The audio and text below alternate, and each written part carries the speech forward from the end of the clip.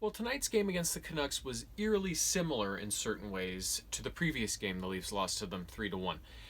Tonight they lost 4-2, and the game started very much the same way in terms of the scoring. Anyways, I found the first period the Leafs came out off the hop. They were up in shots 4-0 right away. They were setting up in the offensive zone, had some good pressure, and then the momentum shifted over to the Canucks, and they got something going for a while and took over enough to draw a penalty.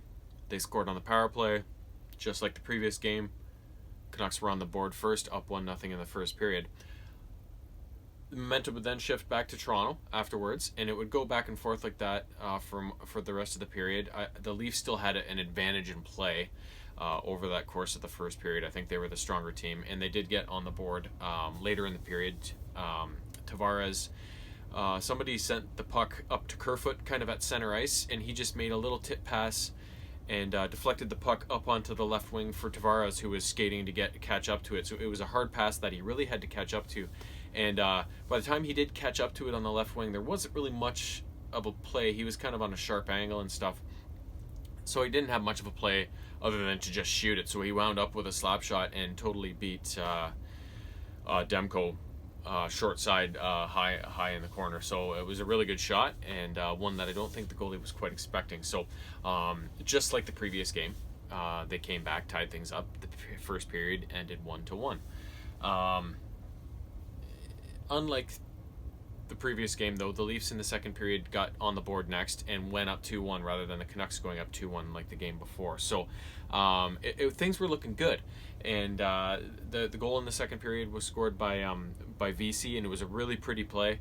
Spezza kind of carried it in and on the right wing and kind of stopped up and curled back, and then just floated a nice little pass to the center of the ice to TJ Brody, who was kind of streaking into the zone.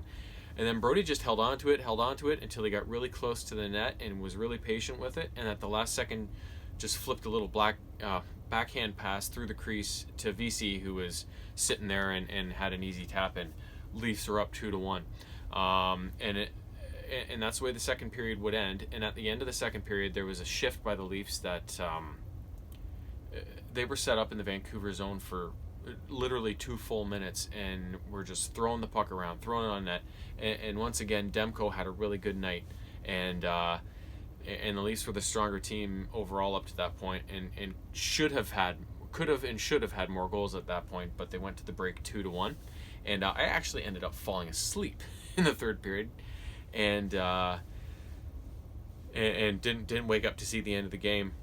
So when I woke up, the Calgary-Edmonton game was just about to start, and then I asked my son James, I said, what the hell happened? And he said they lost 4-2, and I went, what the hell? So then I watched the highlights, and yeah, Vancouver scored 3 straight goals in the third period to take it 4-2. It started just about 9 minutes in, power play goal by Besser.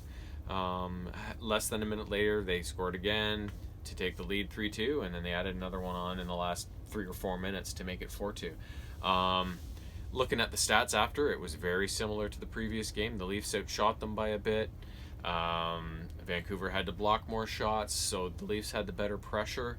And just like the previous game, it was the special teams that kind of let them down. I think the Leafs only had maybe 1 power play opportunity or whatever. They didn't take advantage, and Vancouver had 2 power play opportunities and converted on both of them, right? So they lost the special teams battle again. And again, they lost the face-off battle again to Vancouver, which they don't usually lose that battle. So very, very a lot of similarities to that previous game. Only this one they had a 2-1 lead going into the third, and they were looking like the much better team, and like it was only a matter of time before they closed it out, right? And I guess like I said, I didn't see the third. I only watched the highlights, but the wheels kind of fell off there, and they blew it. So that's 2 losses in a row. I'm assuming that's the only time that's happened so far this season, because they've only got 5 or 6 losses now. So that's after how high they were riding. Remember I mentioned like that stuff you don't keep playing like that the whole season, right? You're gonna have your ups and downs even if you're playing really good hockey. So this is just kind of all that stuff evening out, and the bumps in the roads and that sort of thing. So I fully expected them to lose a game coming up, even if it was to a lowly opponent like Vancouver. And I didn't expect them to lose both of these games in a row, but that's why they play the games with so much parity in the league now. So they just have to kind of put these two games behind them and realize that they did put forth a couple pretty good efforts, and I think they were the better team on both nights. They just, it's just a couple of those games that it just didn't go their way in the end, and they got to improve their special teams a bit and look forward, move forward and look forward and get back in the win column. They got Winnipeg coming up next. So, who they've only played once so far this season, early on. So, and I think that's going to be a really good matchup. I think those could be some entertaining games. So we'll see what happens. I think they play on Tuesday as the first game against Winnipeg. So they'll have a few days off here or a couple days off to maybe work on some stuff and reset. And we will see what happens come Taco Tuesday. Have a good night.